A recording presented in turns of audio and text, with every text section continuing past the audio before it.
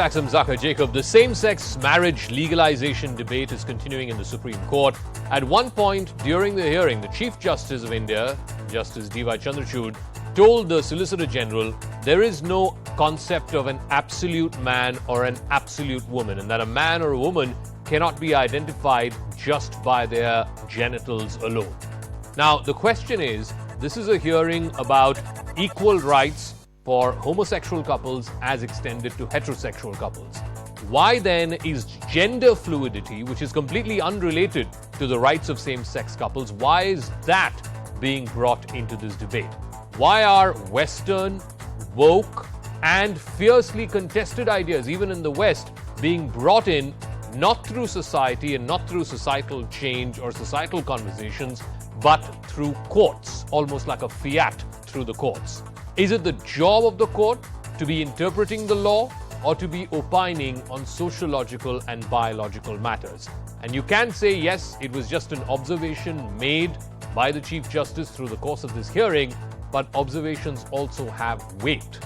Maybe not legally, but certainly on the front pages of newspapers, on primetime debates, they certainly do carry weight. But first, the story.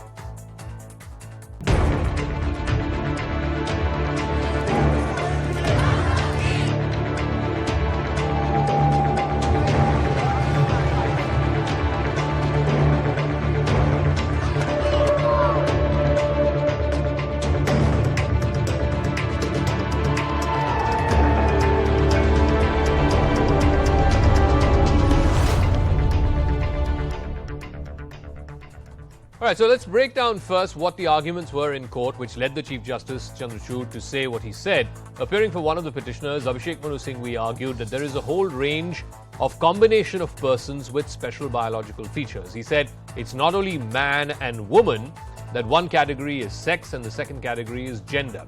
He also said that a male body can be imbued by female physiological instincts and psychological instincts and vice versa.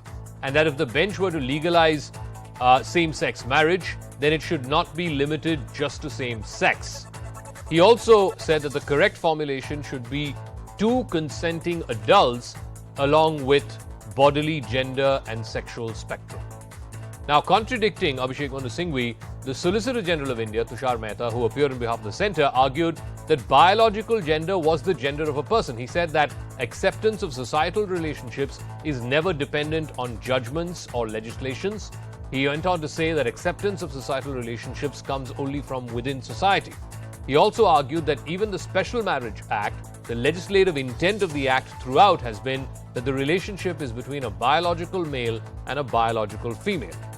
At this point, the Chief Justice of India, D.Y. Chandrachud, was quick to interrupt the SG and he said, there is no absolute concept of a man or an absolute concept of a woman at all. And that it's not just the question of what your genitals are, it is something far more complex. The Chief Justice also pointed out that even the Special Marriage Act, when it says man and woman, the very notion of a man or a woman is not an absolute based on genital structure alone. Now, let's break down what is it that the petitioners want and what the Chief Justice's remarks could possibly imply. It could widen the ambit of this ongoing hearing. The petitioners are arguing that not recognizing same-sex marriage amounts to discrimination, which strikes at the root of dignity, human dignity of LGBTQ couples. But the CJI's remarks signal a preference for gender fluidity.